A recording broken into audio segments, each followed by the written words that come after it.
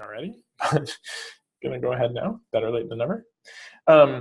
So on this call, we will be, I'll be giving you a quick update about the progress of Open Referral broadly. I've also had, I was involved in one parallel conversation, and I'm somewhat familiar with another parallel conversation about other kinds of standards in the legal aid space, both with OASIS and their litigant portal project, and also the schema.org legal services markup project. And then we want to hear from you all. We'll try to take at least a half hour for folks to go around, talk about their own work on Open Referral, on your own sort of like legal service technology implementations, how you're using it or planning to use it, what questions you have, what's working, what's not. And then I want to create some time at the end of the call to plan the next step for us, which I believe will be at the TIG conference in January of 2018. So I want to have some time at the end for us to figure out what should our agenda be, given all we've heard so far. Everything makes sense? Anything else we want to talk about? All right, we've got that agenda again in the document that we sent around. I will also chat it here. It's at it's on the last page of the Legal Services Working Group notes document. So we're there and you can follow along. Cool. So Open Referral, I'll give you a quick update. We are at version 1.1 of the Open Referral format. You can see the documentation of the Open Referral schema at docs.openreferral.org. That is just a schema for structuring data to be exchanged between systems. We have recently started developing an API protocol, which is a specification for building APIs that move this data around. So it's sort of the next layer of the Open Referral ecosystem. We have a forkable live demonstration of our API protocol. It's currently at version 1.2, and we're going to be driving it to version 1.3 this fall with the leadership of Kin Lane. And your feedback on how this is working, how it could be better, would be very valuable and actionable in that process. Again, this is a format that's describing a pretty minimal core of information that doesn't include a lot of the things that are important for legal aid providers specifically, things like capacity or eligibility that folks might be grappling with. We haven't tried to standardize yet, but we are hoping to learn from you all in your implementations to inform future efforts to extend to that level. You all can jump into the conversation about Open Referral itself and these formats in either our Google group, we have a Slack channel, and also we have GitHub issues where folks submit like either questions or suggestions pertaining to the actual structure of the specification. Any questions about that sort of overarching framework and our progress? Cool. So we've also had recently some discussion of how extensions get produced, right? Because we've sort of taken the position that we're defining a common core vocabulary. People should feel free to extend it to meet their own needs and register those extensions or sort of just at least document them and tell us about them. Tim, if we have questions about that process and how it might relate to a formal legal services proposal sometime next year, Tim is on the line and we can think through that. There is an issue that I will post into the chat here where people are discussing the various ways to document extensions. But that to the extent that you're doing something and there's a part of the vocabulary, if you have vocabulary data types that we haven't specified yet, this is just some instructions for how to go ahead and extend the spec on your own. And then we can think together about how to propose a sort of shared extension that legal service providers can be using. Questions or thoughts on that? I'm happy to accelerate this process to get to talk about your particular implementations, but want to make sure that folks understand the broader process. I guess quickly, there's two comments I'd just add. One, picking up on that note from Benetech earlier about data validation and so on. So that's been something that's come up in the API conversations, where version 1.2 of the API separates out a separate project to work on orchestration, I think is what Kin's calling it, but recognizing there's a whole bit of thinking that's come up from the API work there that I think would benefit from what I sense is far more advanced work in the legal services context, where it's even more important that the accuracy issues. So I'll flag that in the chat and particularly draw attention to that as an area that might intersect. I think the other thing I'd say on our experience of developing extensions to schemas, that the most important thing there is getting people to share their data and share the schemas of where they have had to add extra columns. So very much just a plea to say, please do through the mailing list to other spaces when you find you're creating extra columns. If in the ideal world you're willing to share a copy of some data, but if it's only sharing here's the headings in our spreadsheets now, or here's the headings in our data tables now, share those early.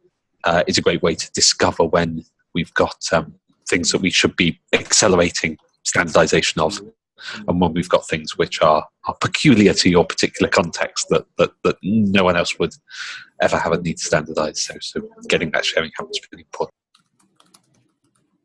All right, cool. I think I got that in the notes. And does that make sense to everybody?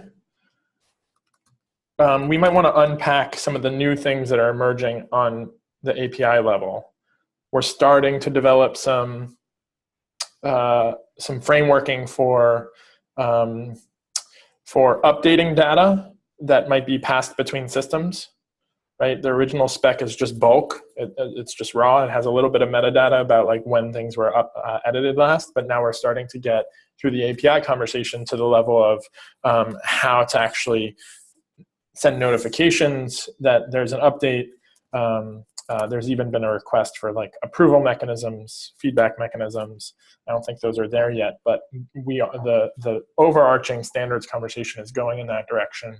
And I do think that some of that stuff has come up at the level of like the Benetech and legal server implementation of, how do client recipients of this data know to pull fresh information?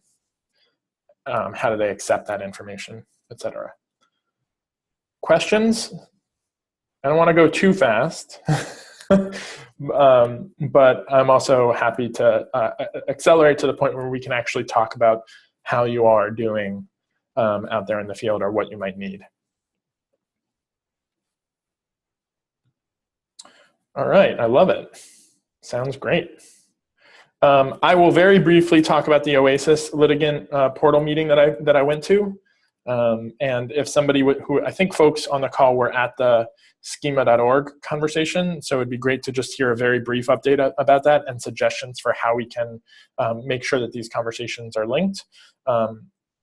Quickly on OASIS, I think the Microsoft team was also there.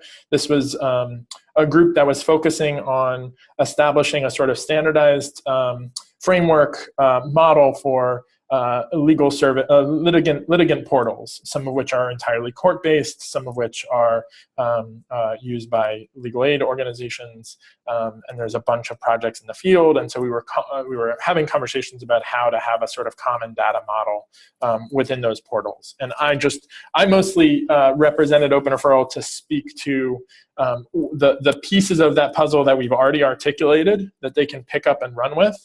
And I also provided some warnings because the folks in the room were saying, okay, well, how do we standardize all the different types of eligibility or all the personal information? And I was able to at least bring some of the lessons that we've learned about how difficult those pieces are and how actually, it's not clear that at least at this point, we're in a position to try to standardize them.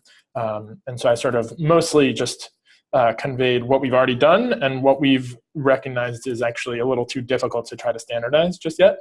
But my impression of the meeting overall, the OASIS meeting, was that they came out with a working framework that the vendors in the room seemed ready to at least start experimenting with. I'm sort of not sure I'm the right person to continue being a part of these the OASIS technical conversation. And so if anybody in the Open Referral Working Group is interested in actually being a part of that conversation about litigant portals, and would like to sort of like just continue to represent the work that we're doing and share information back to us, I'd be glad to talk to you and potentially, hand it off. And any questions about the OASIS folks? I might not be able to answer that, but I could at least direct you to the people who are leading that process. Hey, Greg, this is Carly. Great. Oh, Carly. Sorry, go ahead. I was just wondering, is there, I guess some of the conversations that I've had with Amitabh, who was the person from Microsoft that attended the OASIS meeting, we're just wondering if there was an opportunity to actually create a formalize the open referral piece as a standard within OASIS. Has that been discussed? Yeah, I mean, I think that was the general sentiment, that they would want to use the vocabulary to describe service providers, right? Which is only a small piece of their puzzle. And they were enthusiastic about the process of not having to reinvent that piece and to just use the vocabulary.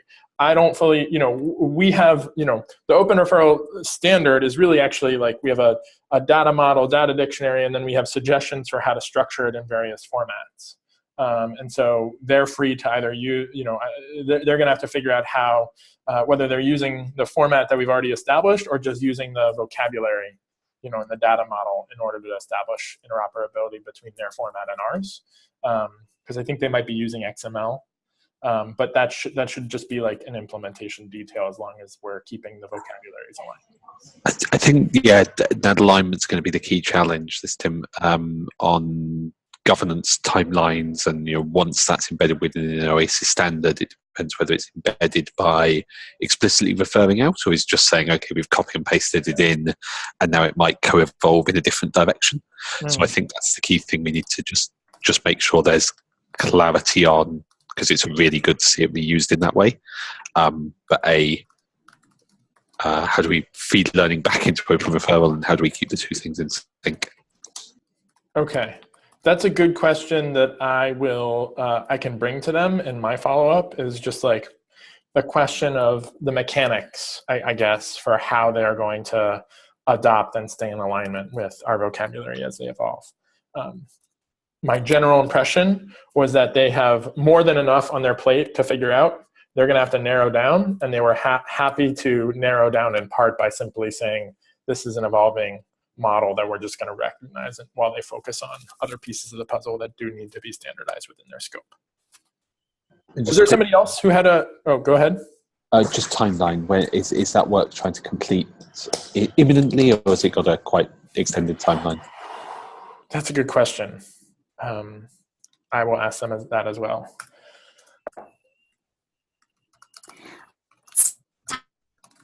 Timeline was targeted for at least some level of completion by the end of the calendar year, but it doesn't. I don't know, Greg. You can confirm as far as the progress, but it does look like it will be extended beyond that.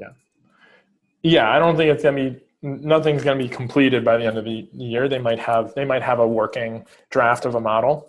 But my sense was that this is going on well into 2018 and beyond. They don't want it to take 5 years. That was said several times. Does somebody who was I think we have a couple folks who were at the schema.org conversation. Quick updates on just what that was, and if you have any suggestions for how we should make sure our conversation links up with theirs.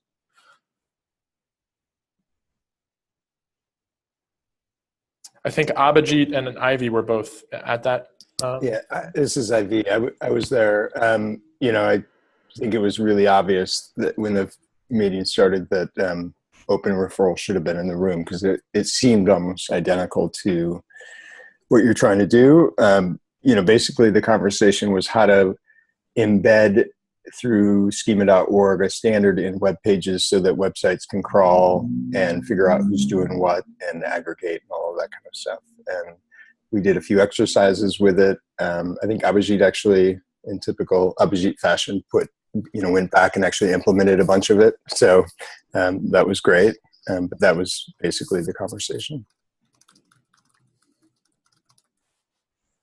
Yeah, we discussed, this is Abhijit, we discussed, it was a great session for the 2 days, and we understood better how schema.org can help program websites get better SEO and get their information out in a structured format. Another interesting point that came out was that any little bit that you do is actually a step in the right direction. So that got me inspired enough to go back and start implementing what we could right away. So we implemented some of the schemas that already exist on DLaw, and they are rolled out to production websites within 2 weeks after that session. There is also, we discussed about developing new schemas for areas that are very specific to legal services. And we talked about schemas that were similar. For example, a schema on how to, like a recipe, or how to when you have a series of steps. So we discussed what that could possibly be, a schema for forms, and what that could be. So we brainstormed some early ideas on that. And so those will evolve later down the road, I'm sure. But there is enough in schema.org that people can implement today and still get a benefit out of it. Great. So first of all, Abhijit, it sounds like those fields that you discussed potentially extending, they may or may not be the same kinds of fields that we are looking out for what should be an extension to the open referral format. I think there might be some interesting questions there about like forms or how-tos if it's not like direct service providers.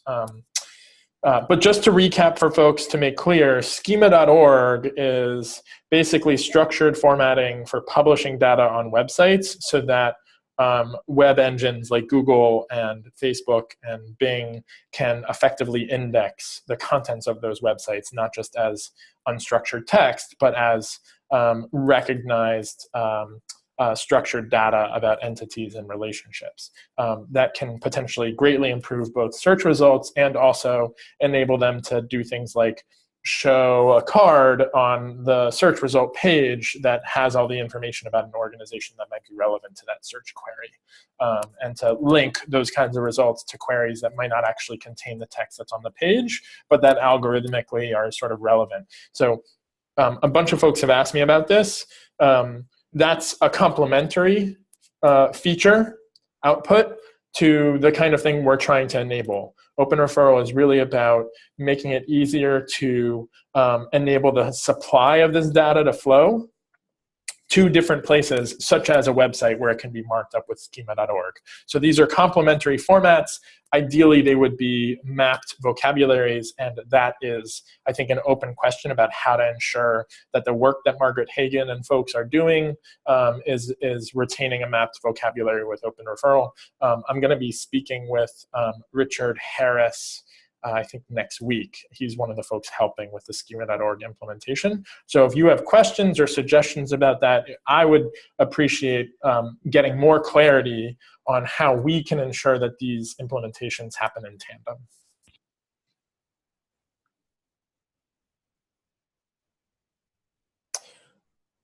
Questions or suggestions on that?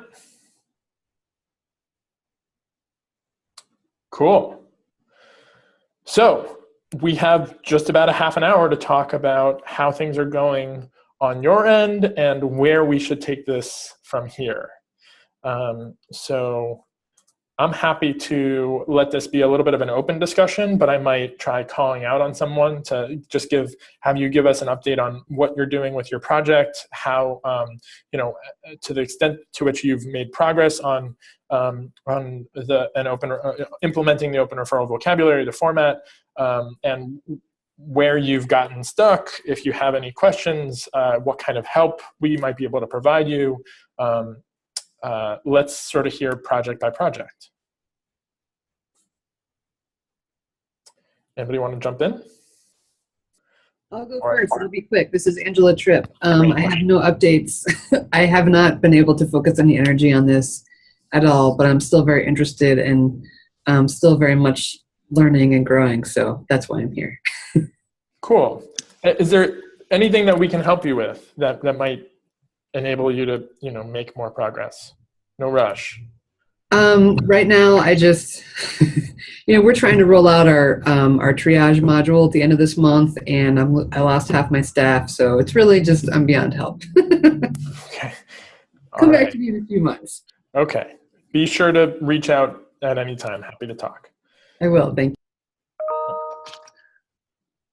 Could we hear from John Greiner? I guess I'm happy to, not no one specific project, but Greg and I had an interesting call with 211 New York, which is sort of the statewide entity that designates the number and helps to coordinate. And it was, I don't know, I'm sure Greg, you have your perspective. It was a little frustrating at how hard it was for folks to get the immediate value of open referral, but there's this certainly in New York, there's this divide even between legal services and 211, and this is potentially a bridge across the 211s and with legal aid. And there was a conference earlier in the summer where Greg again came, a New York State Tech conference, and Angela, thank you Angela for coming, and Greg, I think there's still this. I don't know if it's a chicken and the egg problem. I mean, like where we have some good examples up and running, it becomes a little bit more tangible. But people are having a hard time getting it. And when I'm meeting with individual programs, or I was in Rochester recently, and what folks were proposing what sounded like a great project for open referral. And I'm like, well, let's not reinvent the wheel. So there are opportunities to plug it in. I think if we could do more to make it, in terms of Greg asked, or what can we do to help? I think what we'll end up doing with 211 and that little task force or committee, I think to the extent that we can make it the 15-minute or even the 3-minute pitch, so that people really understand the power of it, the potential of it, and are willing to dive into it a bit more, and not go off and create their own systems again, because I feel like that's where we lose a lot of value and spend a lot of money. Yep. John, I was not surprised at how that call went, and I think it is part patience, and also I appreciate the ongoing challenge to continue to make this more tangible and easier for folks to see and feel. Yeah. I guess so, John, that picks up a really interesting question of what should we be signposting to. It feels to me like right now we can signpost people to open referral documentation, but if you're in legal services, you're not going to recognize yourself in that. And it strikes me from what you said, both with the pitch, but also what we've got as things to signpost people to. It might be worth us really thinking about, if we can display 1 or 2 case studies of here's 3 people you do know and recognize doing stuff with this, and then the documentation behind it, that could really help. Yeah, and I'd be happy to help on that. Cool. Let's hear from John. Well, you know how to reach me. We should follow up, especially about law help in New York. I'd love to pick up the thread on that. Definitely. And let's hear from the Florida pilot. John Higgins or Xander, which one of y'all want to give us an update and questions you have or things you've accomplished, next steps? What's on your mind? This is John. I could start. So from the Benetech side, we, the ultimate goal is to get to have a clean way of sharing information between our tool and then the legal server vendor instance that our constituents are using day to day. But for many reasons, not the least of which is just having something that could potentially be reused. We also decided to make a standalone tool where you could, in theory, look and view and search and manage and validate any of these records outside of any vendor system. So we're collecting all the open referral compliant data. We have forms for taking in that data. And then I think I'll dive a little bit deeper into that verification thing I mentioned earlier. And so just to be clear, I'm not talking about validation with respect to the standard, right? Not talking about, any sort of making sure that the data is in the right format, nothing like that. Literally, is the data truthful? Is it representative of fact or the most recent understanding of what is up-to-date data about a service. And so the way that we've been doing that is kind of more on the product side and kind of divorced from the standard in any way. Essentially, we kind of have, you can imagine, we have two records. One that's like the canonical record that's published out and people can look at and search on, and then this other record that is an update to that canonical record. And so the validator kind of sits in between, and they get a side-by-side view of the two records to see which fields have changed and maybe some notes around why they've changed. And then they have the option of whether to merge the two records and push that data out, or to reject with a note saying why they rejected it, or make small tweaks or edits or typo corrections. And so, like I said, it's largely divorced of the standard, right? It just, when and if the thing is validated, it becomes compliant in the standard, but otherwise it might just never hit anything that anybody can see. And so I think, to the point earlier, like, I don't know, like, that makes sense from a product standpoint, but maybe it could be interesting for people to see some evidence of that verification or validation in a openly accessible way. So, when was the last time this was confirmed, or what's the last touch point on this record? How recent or how accurate do we feel this data is based on previous actions? But once again, that seems like a later on problem, because I think there's several problems ahead of that. So that kind of an interesting discussion. To Greg's point earlier, I think we have been, with our specific group of users, there's a lot of focus around eligibility, and not only just the general idea of eligibility, but specific things within eligibility that are important, structured eligibility information. And so I think, for the time being, because we have this kind of separate system, we're looking forward to experimenting with, what types of things might be structured, but then ultimately at the end of the day, spitting them out in kind of the standard, kind of globbing them all together into a text field so that it's compliant with the open referral standard. But then coming out of these tests and coming out of these experiments, maybe we'd be in a better place to say, hey, these 5 fields feel like they should be standard because they were well utilized. And so I think at the end of this project, or even shortly after a few more user tests, we might have more information there. And then I think from a struggling standpoint, I think as we look to have closer integration with legal server, the CSV thing is kind of annoying, which I think, Greg, you've probably heard in a couple different places. And so kind of the current way that we're going about it is using JSON to kind of communicate between machines, but then ultimately also having CSV endpoints that are more to spec, right? But just for practicality and ease and utilizing existing libraries and stuff, like, we're kind of doing this bifurcation of how we communicate, ultimately using the same data, but just packaging it up differently. And so I know that's kind of been something that's been in the ether around talking about what that looks like going forward.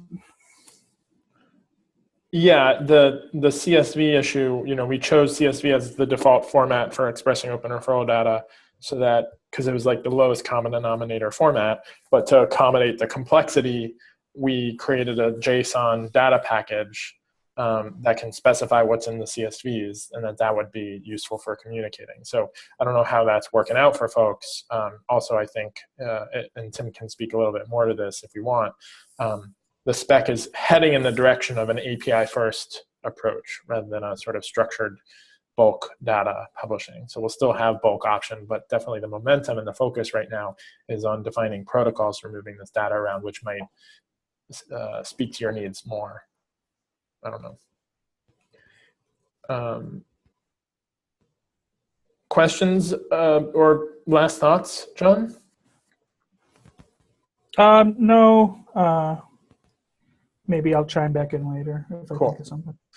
And Xander, do you want to add in any color or gaps or additional points? I know you are, you all are also working in Washington, I believe, with the Northwest Justice Project. Yeah, I mean, I think, to sort of just echo John's point around that sort of structured eligibility data and ensuring that, both on kind of our side where, there are expectations around what one can filter and real needs around filtering and other kinds of actions that really come in through structured data, and just making sure that, the data that's coming in that does need to be structured gets structured, while still remaining, within kind of, at least reasonably within the API the standard, the open referral standard that we've got. I think is kind of, for us, just that part that's sort of taking, the brain space. And I mean, and it doesn't, and as we all know, like, and as everyone who's worked with a group of civil legal services folks know and agencies know, the way that people want and think about and conceptualize eligibility information, it's just different from agency to agency. And I think that, there's a part of this that really is kind of managing those programs and managing the people, and the part that's not technology that is very much, how to help people to conceptualize of eligibility criteria in at least a, kind of more standard way. Because until you can get that conceptualization, it's much harder to then kind of get people to kind of buy into that standard. So I think that, for us, and from, at least from my perspective, as I'm kind of going through and working out those different kind of pieces, just thinking through that has been, in some ways the most interesting, just on kind of how to do that on our end. But yeah, I think kind of, again, just echoing that part of John's experience. And I'm sure yours as well.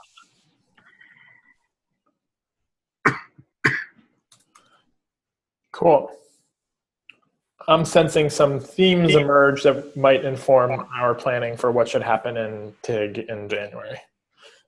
But before jumping to that, other folks out there working on things that you want to share an update and observations and any questions or challenges? I have a question. This is Abhijit. So have there been any, you talked about producing the data in CSV format. Are there any projects that are currently publishing data and open referral data in CSV format? Or any other kind of implementation of data from the production side, not from the API aggregation side, production side? Is anybody doing that right now? So you're saying like, I mean, I think that's what John was speaking to earlier in terms of developing some tooling to input data that goes into open referral format, and also some tooling to enable sort of like vetting and verification of that data. Is that what you mean? Yeah. But has anybody done any work on this so far? Or either is my project Open Advocates DLA is in Drupal, so has anybody done any work using Drupal specifically? But if not Drupal, then in any other platform or language that outputs CSV open referral data.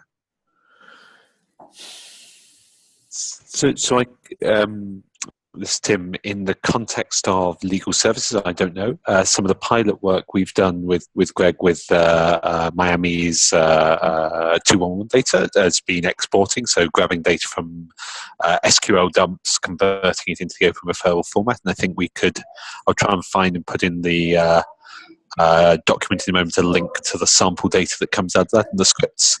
And we know there are quite a few other people around who are producing exports of data. I think one of the challenges at the moment is getting people to the stage where they'll share those publicly. I think a lot of people have them that they're exchanging bilaterally between organizations, but not putting it open in the open fully. Yeah, Abhijit, I just linked to the sample data in the GitHub repo. That said, it might be 1 point. Is it, Tim? Is this up to 1.1? I think maybe it is. I think it's 1.1, but it's very sparse, so we haven't. It's just a minimal required. It's just a minimally required set of fields. Okay. We do want to get. I really do want to see a more fleshed out set of sample data. It's just not at the very top of my list. Okay. But I know iCarol and several of the other 211 vendors do have CSV exports that they've built, but to Tim's point, they're primarily using that for exchanging between businesses. I could ask for more samples. I always love a good reason to like go and ask some of these vendors to show their work. And I also think John might be able to. John, could you point us to the GitHub repo for your form? Yeah, I can. I'd also, Greg, I don't know, how much we want to push this, but the Airtables implementation. Oh yeah. Is, Airtables looks like Excel, right? And so, I forget who did that work. I don't know if you know off the top of your head, Greg. But someone basically made a 2-spec, multi-sheet, open referral compliant Airtables instance, and so. That's a really easy way to kind of visualize where and how this is structured across the 15 or so CSVs. And then, obviously you could export it to CSV from there. Yep. But it's a good way to just look at it and be like, oh, I kind of get this now. Yeah, and I'm going to share the link to that here. I don't know if you're able to see it without being invited to it, but this was Devin Balkind in New York City. Who put together an Airtable implementation, which I actually think very well could be a great tool moving forward, as John said. Yeah, it's not publicly visible yet. Okay, let me add you to that. If anybody wants to see this, I can add you to. Oh wait, actually, I have a. You should be able to see this, but not edit it. See that second link right there. Okay.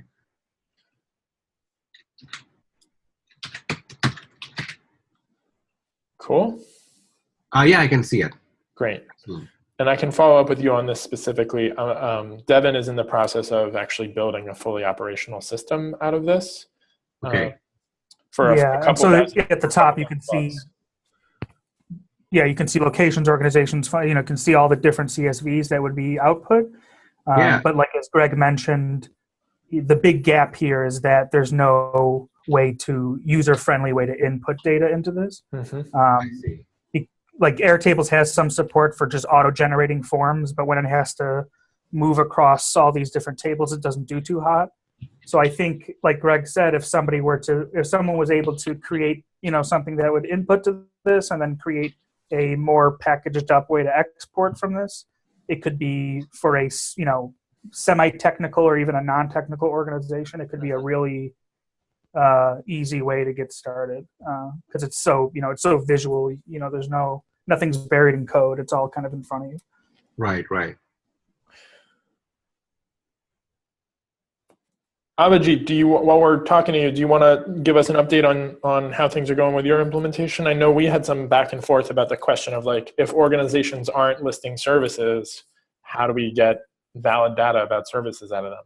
Yeah, so it's I've been looking at your sample data and the specs and understanding it. So I understood the package, the JSON file that describes where these CSVs are and how they are related, and then the CSVs have the data. And I'm trying to figure out a way in which I can implement this within DLaw through Drupal, so that websites can generate open referral style CSV data. In terms of practical usage at this point, not too many websites that are on Open Advocate are actually listing services for other. They have their own services listed on web pages, but not into a directory of providers. So we have a feature that you can create a website for your organization, and then you can create a directory that lists other related service providers that you can refer people to or point them to. So their own services are described in the web pages, and that's already marked up with schema.org now. Okay. To the extent that organization, contact information, so on. The feature for providing a directory of other service providers is not heavily used, so only a small set of them are using that. And within that, they for those who are using that feature, either use it only for all their other offices. So in some states, they might have 25 offices, and they list those, but they all provide the same service. We don't have a special services field, so they don't actually have a. Many of them are not even using the description field, so it's just more for contact information. There are only a couple of sites, I believe, that are actually doing providers that are not their other offices. But again, the information is very minimal. So I'm trying to figure out how we can give them the ability to publish open referral CSV data and encourage them to add that in. So then that, like, it has to be some benefit to them that would say, oh yeah, this is useful to me to do, so I'm going to put in the effort to add this data in a structured format. So I'm trying to figure out a way to do that. Although, so you're saying, but organizations that create their own web page in your platform, on their web page, they're adding information about their services in a structured format. It's on their web pages. We don't have something that says this is a service or Gotcha. they publish pages on different things. It's not structured around services, and everyone is a little bit different. So, and that's why it works, because we don't have a specific containers for any service. So people can organize their information the way they see best reflects their organization as a program. And so it's written up. They have extensive information about the services, but it's not in a way that can be output in a structured format. So we have to give them a way in which they can do that in a structured format for a CSV. In schema.org, it works out because that's more for a crawler, and it can crawl around the site and find out what's there on every page. And so if you have a service and it tells you the keywords for that service and the description for the service, if you crawl around to, say, events or contact information, that's marked up.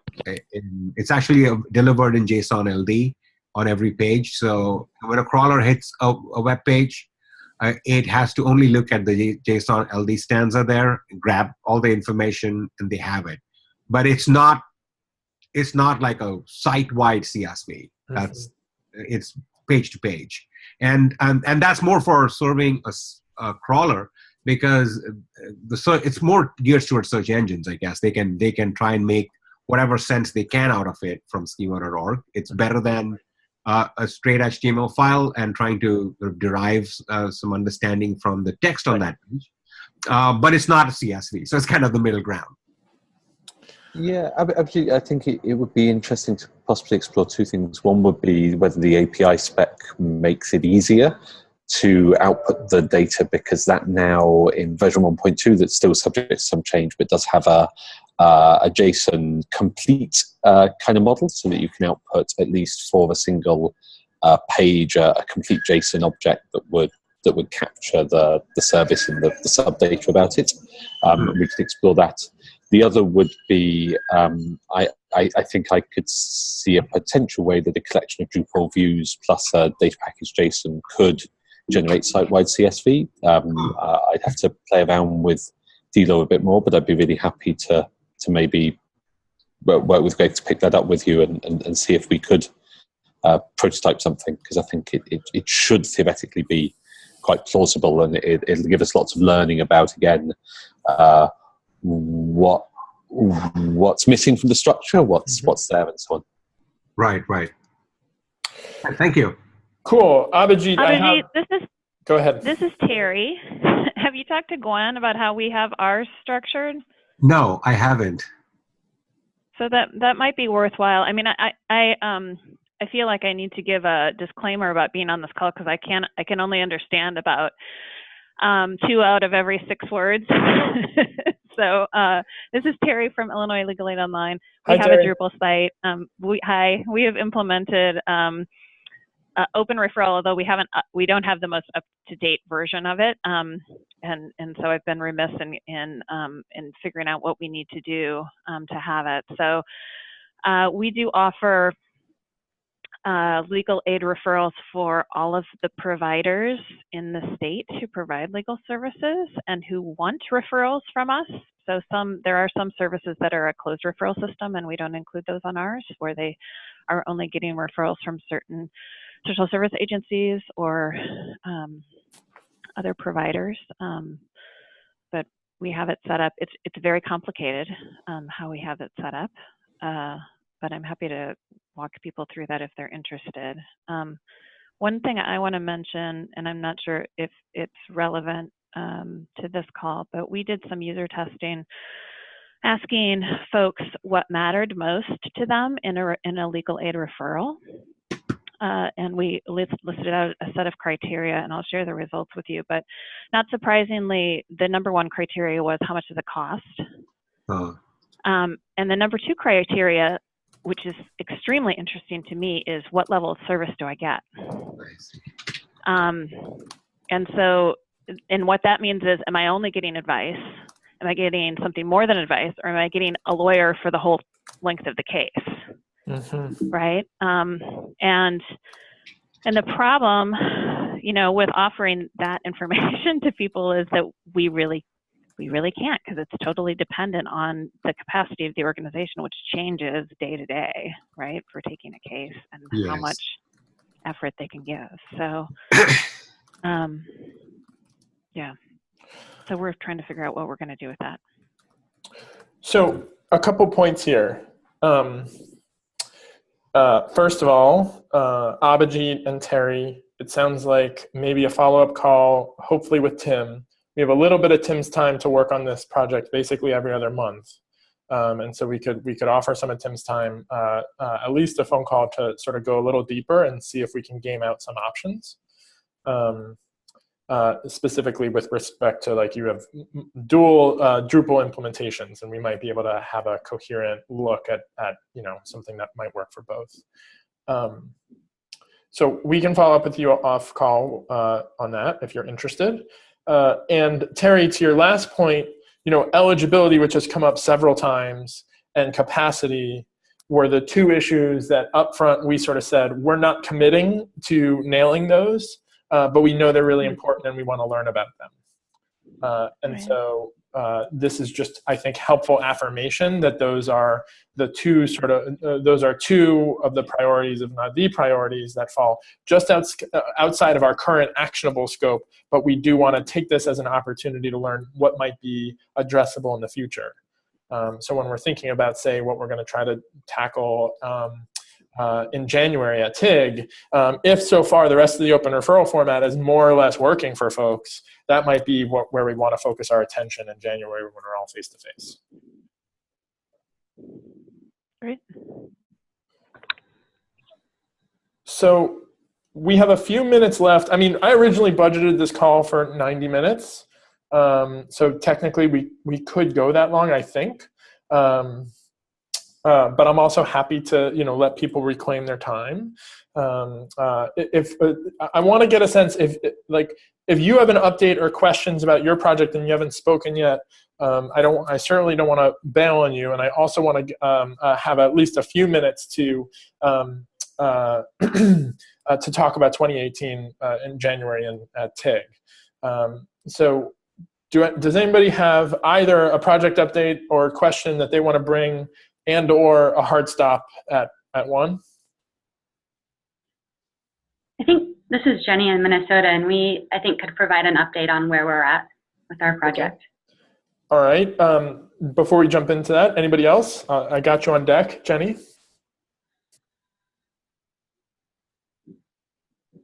Cool. I know that Tim is going to have to drop off in a couple minutes. Tim, do you want to just, I think the question of whether you and or your folks are going to be in New Orleans with us, I think there's a slight possibility, or at least we could get you on the phone while we're there together. Do you have suggestions for what we should be thinking of based on what you've sort of heard on this call and elsewhere as we look ahead to like January, which is the next time that we can all get actually face-to-face to have a conversation like this for a couple hours? Yeah, briefly. So it's looking less likely we'll be able to make them in person, but hoping certainly that we can join you remotely where that's useful. And I think for me, there's two tracks. There's one going down the techier track and saying, let's get more data on the table. Let's look at what we're talking about. I think getting those examples out in front to see, if you line up two data sets, is this letting you learn more, connect up, do better referring? The other is having that more, those two key conversations on eligibility and capacity, but particularly on eligibility, not a techie thing, but thinking what are the workshop methods, what are the ways of engaging with different implementers that get them to go on that journey that was mentioned earlier of recognizing in order to be interoperable, they might need to think a little differently, at least about how they share their data to the world, not necessarily how they talk internally.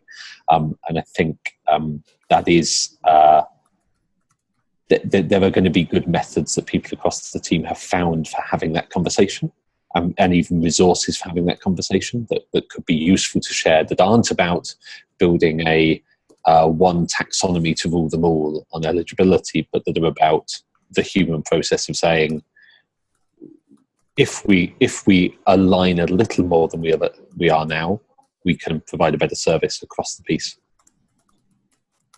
Cool. All right. That is really exciting to hear all that's going on, and so I can join first. That's super helpful as a prompt for us to think about how to structure that time. And we do have a fair amount of runway before that. I think we should be thinking over the next couple of months about how we want to use that time that we all have together. Because it's really hard for us to all get face-to-face outside of that kind of context. And so I'd like to make the most of that. And I know we're only going to get a couple hours, maybe 3 at most, unless we augment the TIG schedule with like a half day or whatever, which I'm also open to talking about. But Tim, I know you got to jump. Thank you so much. Appreciate your help so far. And I will take any notes on Jenny or anybody else that has updates or questions to bring back to you, and we can follow up afterwards if necessary. Cool. He might have already jumped. I know he had a train to catch. All right. So, Jenny, do you want to talk to us about how things are going? Yeah. So since the last call, our state court released a study about infrastructure in the state for our coordinated intake system, which is not coordinated right now. And that was one of the key findings. And as a result of that, one of the short-term directives was to create an internal referral system, because right now each organization is keeping some type of record that they use to make referrals out. So our office is stepping in, and we're going to do away with all of the 3-ring binders that intake staff are using and replace it with one online instance of a provider database using Open Referral. Awesome. So we have funding to do that, and we have an order from the court to get that done probably by the first quarter of 2018. We had our first meeting with the 18 programs that will be included in that provider database Monday of this week. So everybody is on board. We got a lot less resistance than we thought we might get. People were really excited about the prospect in a few years of being able to coordinate the legal services provider database with 211 social services information, because that's always a difficult part of intake staff job, is to figure out what social services are doing and get up-to-date information about that. We've also promised programs that they will be able to turn on and off their capacity levels within this internal provider database. So that's not something that's really hardwired into Open Referral, I don't think, but it's something that we're going to figure out how to do so that some of the smaller programs especially can say, no, we can't take any more referrals. Awesome. So that's what's happening big picture. We're starting to gather information from organizations. So we've asked everybody to send us if they have written information about their priorities in particular. So what we're trying to do as we organize the information is kind of narrowed down the types of cases that organizations get so that it's not just all family law cases. We want cases that they're actually going to take. So that will probably take some conversations in the future so that we're really getting the cases that they are likely to take and not just cases that they might take in the right circumstance. I think more specific to open referral, as I'm putting information into the CSV files, we had to do some thinking and we're stuck for a minute about how to organize the services, kind of like what Abhijit was saying, because that's not necessarily, represented in a clear way on organizations' websites or in their information. And I think similar to what Terry was saying, initially we were thinking about whether we could organize that by full rep or advice only type of situations, but for the core legal services programs, it is something that gets determined when that person goes through intake, depending on factors that I don't think we can control for. So trying to think about that, and then how to organize different programs within an organization. So for example, if we have one organization that has special criteria for seniors, how to represent that within the open referral format. But I think that we have a good idea of how we'll do that. But I would love to also see any example data that folks have put out so that I can make sure I'm kind of on the right track. Cool. Let's definitely, you and I follow up afterwards. It's, by the way, if an organization has a special program for seniors, that's actually sounds like a service. Program in our model is an optional sort of bundle, right? So you might have a legal aid organization that has a family law department, and within that department, the family law department is a program, and within that department, they might do divorce services and custody whatever whatever. I don't actually know all the different varieties, but that's sort of the concept. Is it creates the opportunity to have like bundles of groupings of services that sort of fall within some sort of internal organizational structure or theme. Greg, this is Jane. One of the diving even a little bit deeper to that I think is one of the challenges for referrals to legal services programs is that there's often special programs that are geographically based within a program. So a program may serve 5 counties, and they can provide elder services within 1 or 2 of those counties based on special Title III grants or something. So you might want to refer them within this specific geographic area, but not another. So just there's that extra complexity that can get added to it too. Yep, I know our Florida folks are totally dealing with that. I think John has some experiences with thinking about how that plays out. It's I was going to chime in. Yeah, I didn't come up with any great answers, but I echo a lot of what has been said thus far, and I think kind of a couple caveats that I've noticed are like organizations tend to record their information on a location by location basis because that's how they deal, or that's one of the mental models they have. We have 10 brick and mortar locations, and at brick and mortar location number 1, they currently offer these services, and maybe those services have eligibility or focus areas, geographic, age-based, income-based, whatever. But then the question is, like, from a user perspective or from a search perspective, from a beneficiary perspective, definitely, like, what is the directionality of how someone finds something? Like, are they going to be looking through locations? Maybe. Like, if they really don't want to travel more than X miles or something, maybe they're going to look at the locations nearest to them and then see if they qualify for any of the programs. Maybe more likely they're looking at the service level to say, I want this specific service, or I have this specific problem that I'm looking for help with. and then from the resulting locations filter further. So I think there's this kind of confusion that doesn't necessarily, for me, it's more of like how the data is presented rather than how it's recorded. But so that's one segment of stuff that we've been running up against and don't quite know exactly what the right answer is. But the other side of it goes back to kind of capacity in a way, but definitely this kind of program organization type thing. Because one thing that we've heard is that, kind of separate from the whole service at location idea, there's also this like perpendicular layer of funding. So maybe you call that a program, maybe you just call it funding, maybe you call it capacity, but it's like historically this location hasn't offered this service, or historically maybe we offered this service at location A, but we haven't offered it at location B.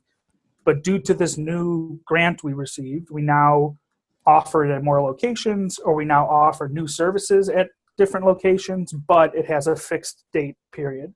We're only offering it between this and that, or there's a fixed cost or the fixed price amount, and then once we exhaust those funds, it's off. And so it doesn't quite fit, like, maybe you just populate many services as many locations, but there's just some slight disconnect between how smoothly those can be recorded and presented.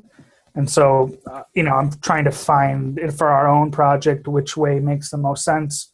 And currently I'm heavily leaning on services as a general concept, as them being kind of the central entry point for anybody, and then having each service tied to locations and have, being on or off. But I do think, to Greg's point, like some higher level packaging of things is needed, but I haven't quite cracked that yet. Thanks, John. Xander. Go ahead, Xander. Just really quickly, is sort of kind of piggybacking off of what John said. What we've been talking about, and what may also make sense, is doing that sort of program level entry on like the family. You have the family law program, or and tie that to those existing legal problem codes.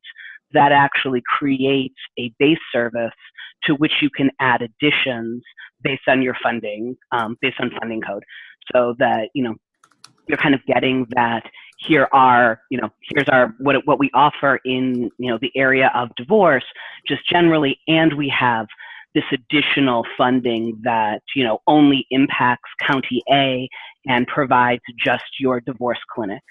I think that there's as John was talking about, there's a lot to be done on sort of the UI side, on that user, both where the user puts in the information and where the user and where the client or the person who's doing the referral consumes the information.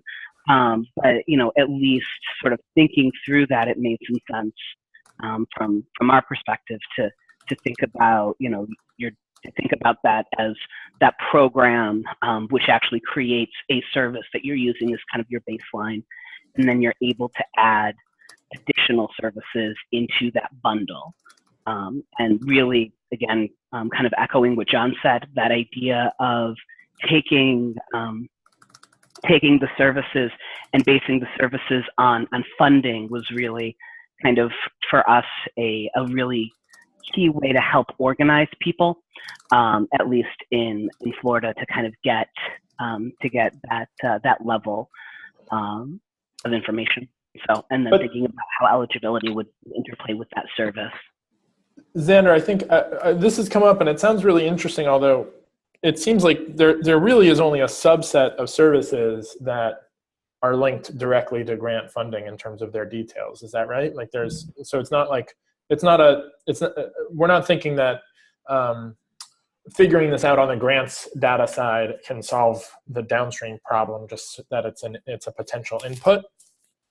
Right. I think that it's a really useful way for people who are inputting their data about what they want to tell the world that they provide. Mm-hmm. I think it's a good way for them to structure, and partly that's because the beginning and ending points of a specific divorce clinic, for example, are oftentimes and that level that they can provide are oftentimes defined by a specific funding stream. Mm-hmm. That's not necessarily going to be true for all of their funding, but oftentimes what people are trying to capture is not sort of the base of their funding. They're kind of everyday, we will talk to you about your eviction and kind of things and do an intake on that and assign an attorney and do those things. It's really, well, does this person, the bankruptcy ones, the more outliers that people need more assistance in finding and matching to. So it's definitely on that kind of input side with like I said, and like John said, some real thinking to be done on kind of the consumption end. Right. And Abhijit, I think this is similar to an issue that you brought to my attention earlier this year about trying to standardize data about grants. Is that in fact related to this issue? Yes, I mean, this is something that they face in terms of eligibility and the funding sources that for a particular subject area. We had a hackathon a project actually that had an idea on this. Jeff Oresti, I think, and a couple other people worked on that. I think, I'm not sure, Toby, maybe you were there on that too. I don't recall, I kind of mixing up a couple of hackathons there, but that was the idea there, was how do we express this information so that organizations could share that and know, sort of, that feeds into helping the eligibility decision and requirements, expressing those requirements. Okay. I'm not personally sure that my head is fully wrapped around this issue just yet, but it does sound somewhat relevant, if a little bit tangential to our primary focus. Seems like something we could try to create some space for at TIG to discuss. Thoughts on that? Yeah, that would be a good place to discuss this. Okay. So I want to try to see if we can wrap this up. Anybody else have issues that you want to chime in on, or questions based on what you've heard or that you didn't get to say? Anything? Because I have one more prompt for the group, which is how should we spend the next few months between now and January at TIG? What do we want to try to shape up in terms of our agenda and how we want to spend that time?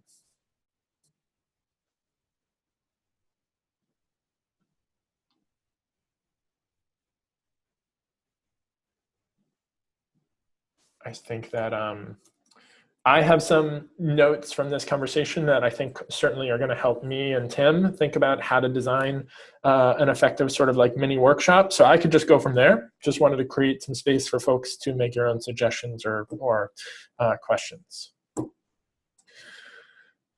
Hearing nothing else, I see Toby. Toby, you just shared something.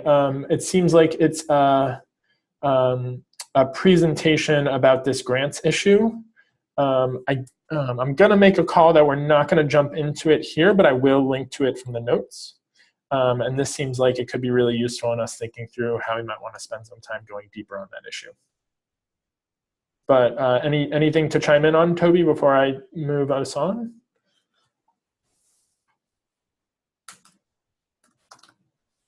Cool. Any final thoughts at all before I let us all go? Great. This has been, y'all are a really great group to work with. I appreciate it. Thanks, Greg. Thanks, everyone. Thanks, Greg. Thanks, everyone. I'll send around. Greg, I'm going to follow up with you about the conference and sort of timing Terrific. and space that you need and stuff like that. Okay. That's great. I appreciate that. Thank you. All right. All right. Thanks.